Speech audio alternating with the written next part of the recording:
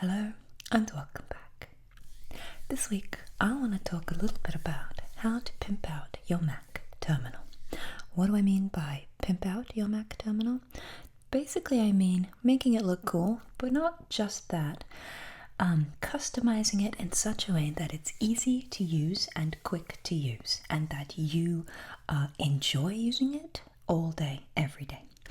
Personally, I use my Mac terminal for almost everything I do. Not everything, but I use it a lot. I have to stare at that thing all day, and I have to use it all day. I need it to be right there when I need it, and I need it to be very quick to use. So, we're going to talk about how to get it set up in such a way that you can also have that same experience. If you don't know what the hell I'm talking about, if you don't know what a Mac terminal is or how to use it, you can go ahead and check out my previous tutorial, how to use the Mac terminal now. We'll wait for you to get back. Okay, is everybody ready? This is going to be a screen share, so let's dive into that right now. Okay, so here we are on my desktop. And we're just going to go ahead and open up the regular terminal to see what it looks like at the moment.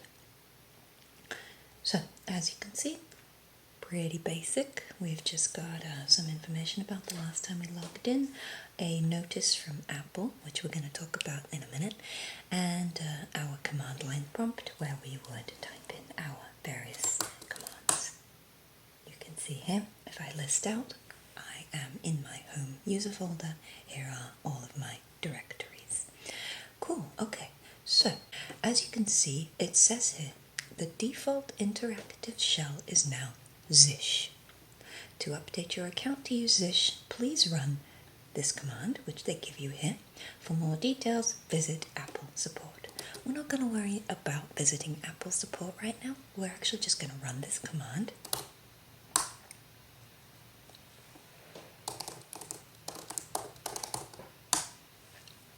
And there we go. Now, we're going to download something called Item 2. And to download that, we are going to go to Google Chrome. And we are going to go to item2.com/downloads.html. Any commands that I use in this tutorial and any URLs that I visit will be included as links in the description below. So, here we are. Item 2 is really just a different terminal app for your computer. It has a little bit more functionality, a little bit cool stuff that you can do with it. So, go ahead and find the most recent stable release and click download. I already downloaded mine, so I'm just going to go ahead and open that up now. Now, as you can see, it looks very similar to the old terminal. Just see some login information here and a command line prompt. And as you can see, we are running Zsh here. So, the next step is we are going to download something called Oh My Zsh. Oh My Zsh is a themes and plugin open source updater framework, I guess you could say, for managing your Zsh terminal. It gives you a lot of cool themes, a lot of cool plugins, a lot of cool things that you can do with Zsh and make your terminal look and behave better. So, in order to do that, we're going to go to ohmyzsh and we are going to find this command. This command here is what we will run to install Oh My Zsh. I'm just going to copy it, head back to my terminal, paste that command in there and hit enter. Okay, as you can see, my command prompt just got a lot more exciting. There is some now colourful little arrow and a squiggle to indicate that we are in the home folder. And remember, I can type pwd to see what directory I'm in. And I can also type ls to look at what's inside that directory. Now you can see that there is some colored output here, and this just indicates that these are folders. So one of the cool things about Zsh and about configuring your terminal this way is that you can color code the output to tell yourself a little bit more information about what you're seeing in the terminal. You can also see that there are some warnings going on up here, which I'm actually not going to worry about right now. As you can see here, it says, if you want to skip the verification of insecure directories, you can set the variable zsh disable configs to true before Oh My Zsh is sourced in your zshrc file. Now, what does all that mean? Basically, it's saying I can bypass these warning errors by setting a variable to true in a particular file. And we're going to take a look at that file right now. So, the name of the file is the zshrc file, and the way we're going to open it is by using the text editor that's given to us in the terminal called Nano. So, I'm going to type Nano, squiggle, which is the directory that we are in, slash, and this is a hidden file. So, as you can see, when I list what's in this folder, you cannot see any file called zshrc. However, this folder is where this file is, but it is a hidden folder, which means that it starts with a dot. So in order to open it, I need to type nano squiggle slash dot zshrc. Now, this is going to open this file inside a text editor inside my terminal. So here we are, we have opened up the zshrc file. Now, the zshrc file is a configuration file that allows you to set up how you want, like more customizations for how you want your Zsh setup to work. There are a few things in here that we are going to switch on. First thing here you can see is it's telling us if you come from Bash, you might have to change your path. Now, what is this word here? Path. The path is basically the path on your computer that your terminal is going to look at in order to find commands and files and folders. It starts at the root, and then it includes a lot of other files and folders where programs and commands are stored. And by telling your terminal where your path is, or what folders to include in your path, you're telling your terminal where to look for things. So this is important because we do want our computer to be able to find those things. So the way we're going to turn this on is by uncommenting this line. And when I say uncomment, I basically mean we're going to get rid of that. A comment, if you don't know, is basically a grayed out or disabled line that the computer is going to ignore when it reads a file. All of these lines with the little hash symbol in front of them are what we call commented out, meaning the computer will ignore them.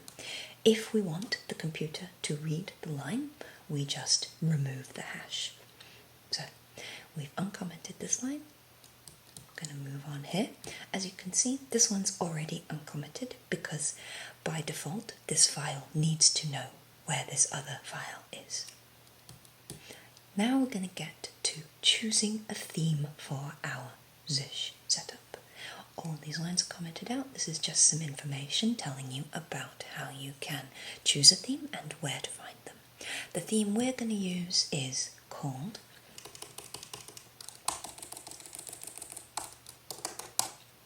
Vera. Now, you can pick whatever theme you want. This just happens to be the one that I like. All of this stuff that's coming up here is really up to you to decide if you want it or not. And you can read each line and see there's a little bit of an explanation about what each bit is going to do. And then you can decide if that's something that you think is useful or not. personally, I don't have any of these turned on except for, we're going to scroll down a bit.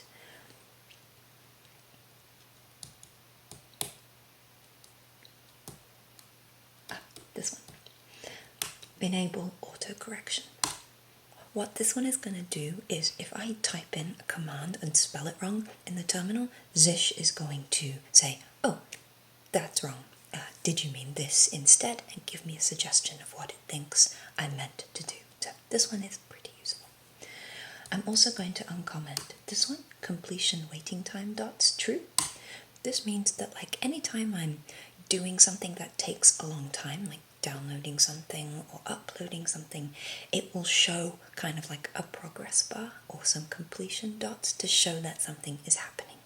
I personally like this because I like to be able to see when something is happening.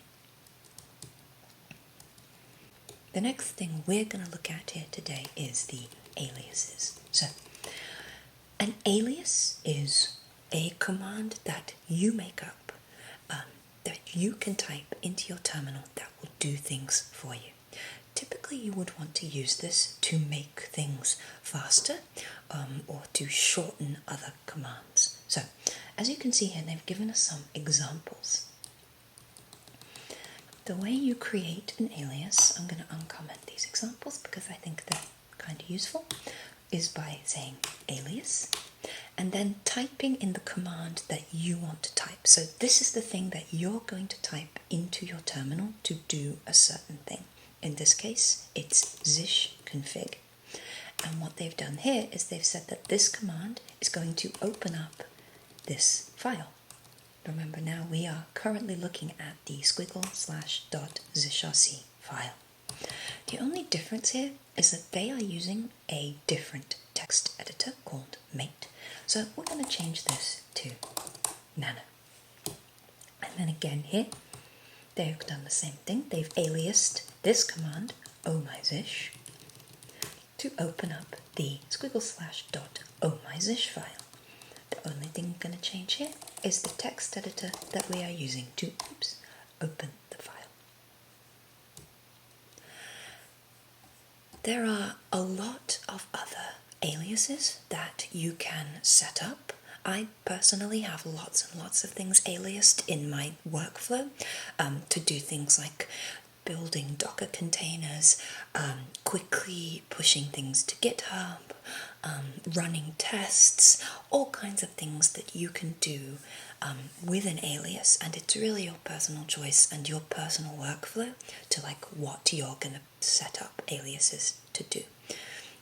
We won't talk about that too much now. We will talk about it a little bit more in the next tutorial, which is going to be about Git and GitHub. We will add a few more aliases right here to get some cool things set up with Git and GitHub. So for now, I think this is pretty good. We've come to the end of our zshrc folder. So we're going to save the changes we made by typing in Control and O. It's going to ask us if this is the correct name of the file, and it is, so we're going to hit Enter.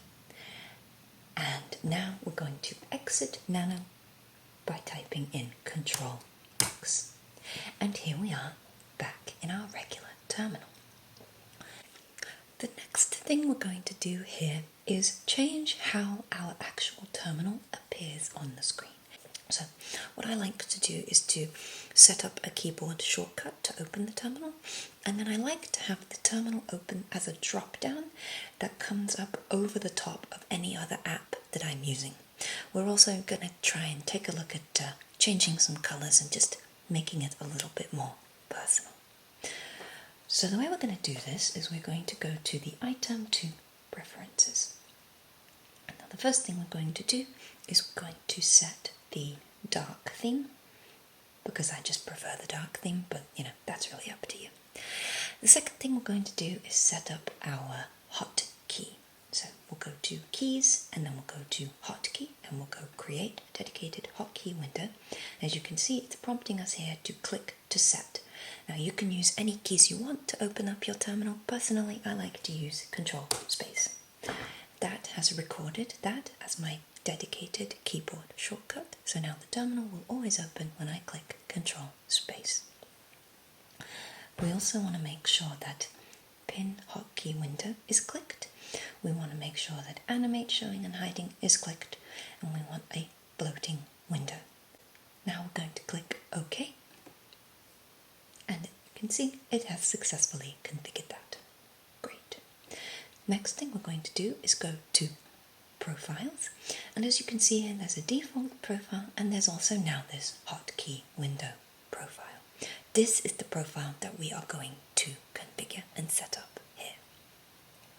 On this General tab, the only thing we're going to do is change the working directory to always reuse the previous session's directory. What this is going to do is anytime I open up a brand new terminal session, it's going to dump me right into the folder that I was working in last time I was using the terminal. I find that to be very useful. Next, we'll come here to colors, and this is where I think things get pretty fun. So, I'm actually going to close this terminal for a second here, so that I can have access to my desktop, because what I like to do is I like to match the colors of my terminal to the colors of my desktop. The way we're going to do that is we are going to use the eyedropper. So, you click the color next to the part of the terminal that you're configuring, and then you come here to the eyedropper. And for the foreground, I'm going to go with like a light yellow color. Let's find a nice light yellow. Ooh, that might even be too light, but let's give it a shot. Okay, and obviously, again, this is all totally up to you. You don't even have to configure colors if you don't want to. I just think it's fun. For my background, I'm actually going to go with like a nice deep purple. Let's go with that. That's a pretty good one. I'll leave bold how it is. Links, I kind of like blue for links, but let's go ahead and make it a blue that matches my desktop. This guy. Perfect. For the selection, I will pick something that is the same as the background, because I don't want it to be like too strikingly different. That's actually a little bit too dark, so let's go with... In fact, you know what we could do? We can just copy over the hex code. This is the hex code. Just going to copy that and put that right there.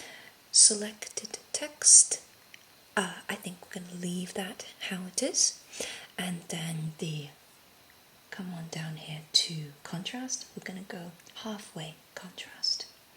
I've just personally found that this is what I like. You can play around with all these settings and kind of discover what you like.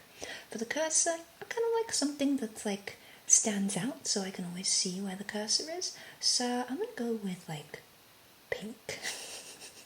Maybe it's a bit bright, maybe it's crazy, I don't know. And then I'm going to turn on this cursor guide. This is going to help me to see where the cursor is.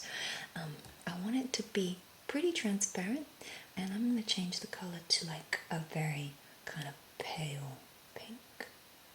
Ooh, there we go. Perfect. Cursor text. Why don't we just go ahead and go with white? Okay, so there are some colors. Let's actually have a look and see what that looks like. I'm going to go ahead and quit this, and then I'm going to reopen the terminal, and we're going to see how this looks. Oh, it didn't save it.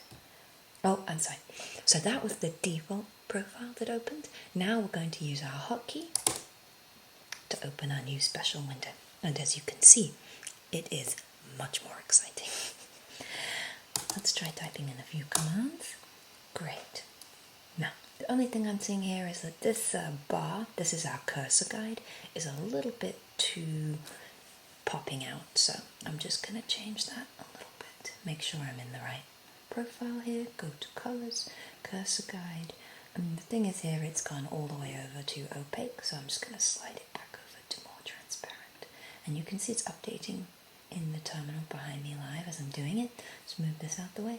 This is just a little bit more good to see. So now, as you can see, the terminal is opening and closing as I'm clicking my hotkeys. And if I'm over here in Chrome doing something on the internet and I click those hotkeys, boom, I get a terminal right there. Pretty awesome. Okay. The next thing I'm gonna do actually real quick, as you can see, like having the text of Google behind can be a little bit difficult if there's like a lot of text happening behind here. It might be hard to see these words here. So what I'm gonna do is go back to my preferences. I'm gonna go here to Window. I like the transparency at the moment. You can see you can make it more or less transparent. I think where it's at is pretty good. But what I'm going to do is I'm going to blur the background. So what this does, and you can kind of see it happening as I'm doing it in the background there, it blurs whatever the terminal is over, and it makes it just a little bit easier to read text. So you can still see what's happening behind the terminal, but you can see the text up here a little bit more clearly now. Okay, so next we are going to actually make that text even a little bit easier to deal with by just changing the spacing of the lines and the text. So I'm going to change this to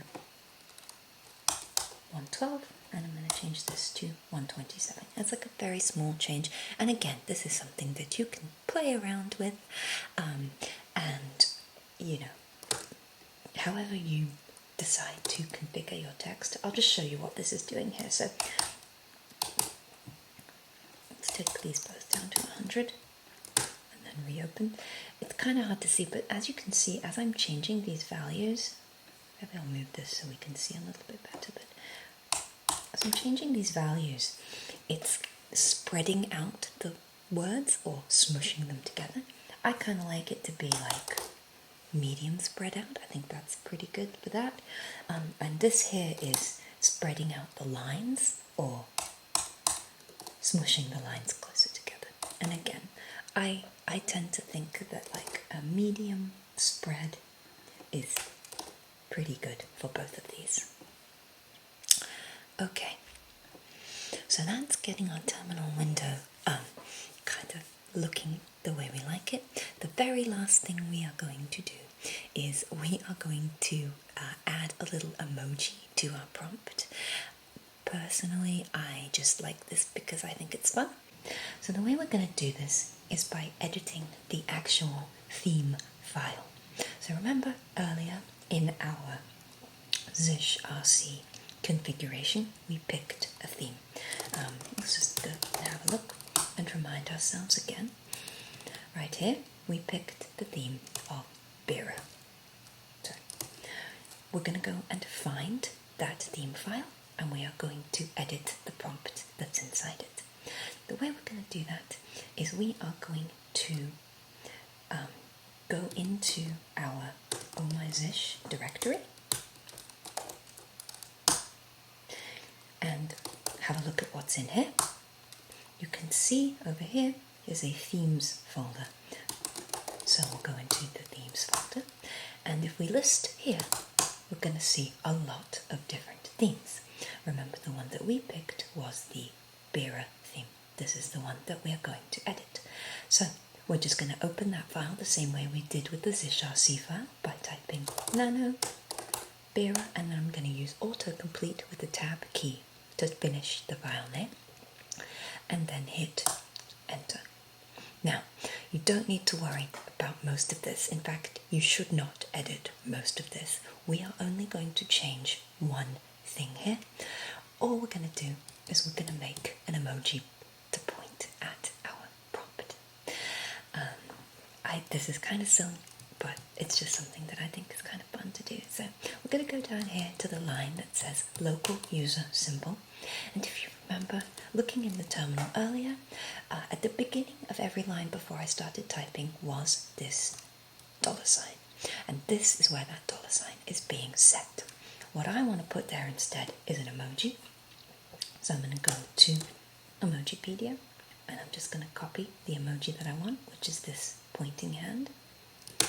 And I'm going to replace right there. Now I'm going to save that change.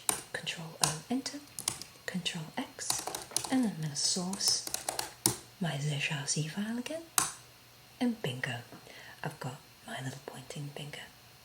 There are other things that you can do to update this. So basically, where this is all being set is right here at this prompt command. This is telling us what the prompt will look like. And here you can see they're showing the user host, the current directory, something to do with Ruby, which you don't need to worry about right now, the Git branch, which you can see in the terminal currently, but we're not going to talk about it this week, and something called the venv prompt. The only part of this that we've actually changed so far is the user symbol. But if you wanted to, you could update this here to be whatever you wanted. You can put whatever you want in between these quotes, and it will show that on your prompt. So have fun playing around with that. Remember, you could always just copy and paste this somewhere to save it so that you don't lose it, and then play around with putting some different things in here and just see how you like it.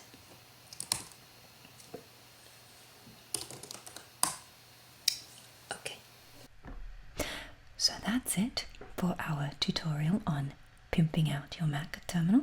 I hope you guys enjoyed it. I hope you found it useful and maybe fun. And please don't forget to like and subscribe. And I hope to see you back here next week.